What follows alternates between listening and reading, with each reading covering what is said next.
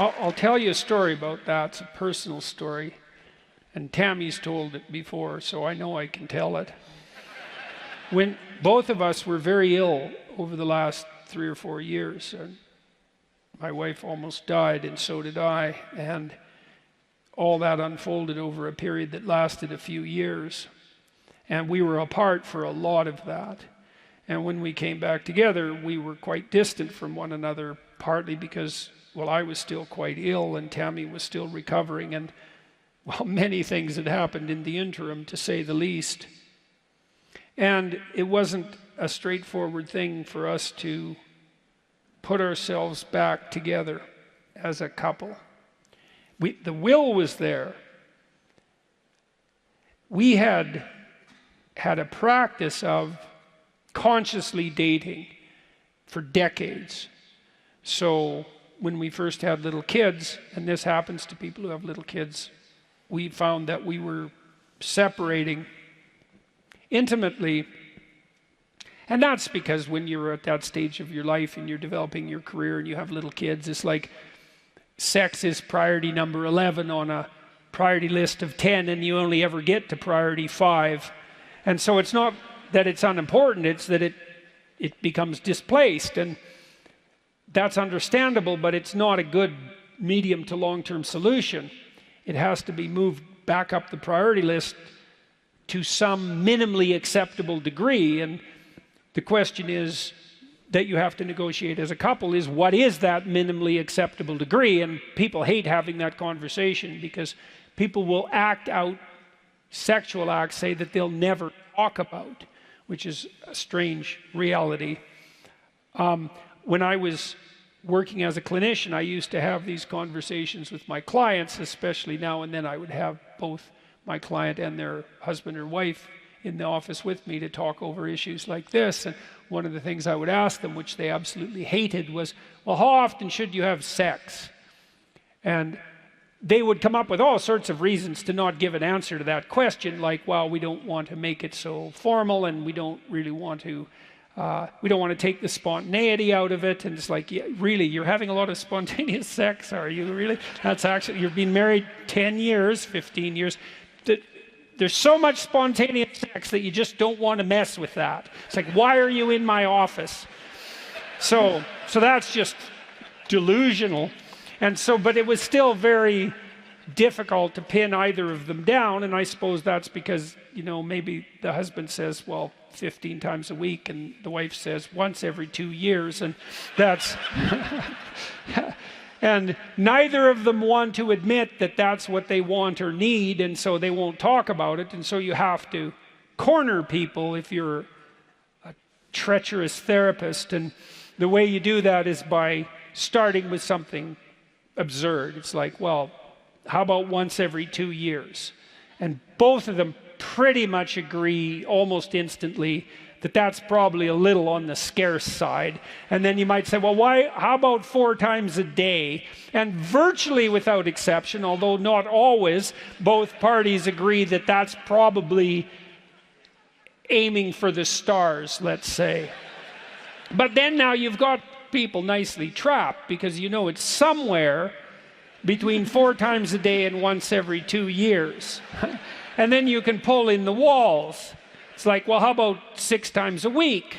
Or how about once every 3 months? And, you know, that's a lot closer, right? It's still not that close, but it's a lot closer. And generally, my experience was that people who have relatively productive and engaged and multidimensional lives settle on something varying between 1 to 3 times a week. And that's a close approximation. And I've also noticed that couples who aren't intimate physically, about once a week at minimum, things tend to deteriorate across time, and the relationship tends not to hold. And I've also noticed that unless you spend about 90 minutes a week listening to and talking to your partner about practical matters of the domestic economy and your shared life, you also build up a huge backlog of undisclosed communication. And 10 years from now, that will fall on you in the form of a divorce case, and you'll spend all the time you could have been talking at home talking in court, which I wouldn't recommend. And I also think it's very difficult to get that 90 minutes or 120 minutes or whatever it happens to be a week of intimate time together unless you first sort out the 90 minutes or 120 minutes of necessary communication. But it's worth the discussion. It's like you could ask yourself first, all right, hypothetically you could have what you wanted, but first you have to admit what it is. And that's a hard thing to think through, right? Because you really got to face yourself when you ask that question, because you have to ask yourself, well, what's the minimum sexual commitment I seem to require so that I wouldn't be tempted, say, to stray? And you might say to yourself, well, I'd never be tempted to stray. It's like, never's really not the right answer in that situation, right? Because it sort of means in some sense that you're already 3/4 dead. So I don't think it's actually a moral virtue to assume that no matter what, you wouldn't be tempted to stray. And I'm certainly not saying that the temptation is a good thing or that the straying is either, but the proclivity to want to, if you're completely deprived, might be the vestiges of a virtue. It means you still got a spark inside you. And so you might say to yourself, well, I believe it would be this. This is what I seem to need and want. And then maybe your partner could ask herself or himself the same question. And then maybe you could have a discussion about it. Now that's an awkward discussion, and there's some rules for that too. It's like, be willing to talk about it 20 times and do it really badly, because you're not going to do it very well to begin with, and 20 times isn't that many. If you're going to make love to your partner, let's say 3 times a week for the next 30 years, that's 30,000 times. A dreadful proposition that is, but talking about that 20 times is probably not that much of an investment given that degree of return. So, and it is useful to allow yourself and your partner to understand that that's going to not be an easy conversation, that you're going to do it stupidly and badly. And one of the things I used to tell my clients, encourage my clients to do, that's not tell them, encourage them to do, was to schedule dates if they were married. And their objection was always the same. It's like, well, we did that before we got married. I got married so I didn't have to do that anymore. It's like, really? That's why you got married? Did you tell your wife that before you got married? That I'm going to marry you so that I never have to spend a single moment for the rest of my life ever thinking about how to be romantically interesting to you. What do you think? Shall we get married? It's like, that's generally not the offer that's on the table. And if you think that all of that romance is going to manifest itself spontaneously, it's like, well, what do you think? You're in some sort of delusional Hollywood fairy tale? It's like, that's not going to happen. It didn't happen when you were single, or if it did, it rarely happened. It's certainly not going to happen when you're married. You have to put some time and attention to it. And then you might think, well, how could we make it go so that if we put time and intention to it, it would be so clearly worthwhile that we'd never have a second's doubt about whether or not it was a good idea? And that's a good thing to aim at. And after Tammy and I were so ill and separated, we had spent a lot of time practicing dating. And we had got good at it. And that's what we had when we were recovering from death and coming back together. And that was great. That was a great thing. And you know, they say practice makes perfect. And so if you really want something, why not aim at it? And if you really want something and you're aiming at it, why not communicate about it? And dream.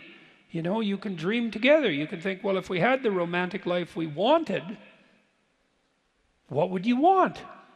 That's something to ask your partner. What would you want? Something to ask yourself. If I could have what I wanted, that's to knock and ask, right? And to seek. If I could have what I wanted, what would it look like?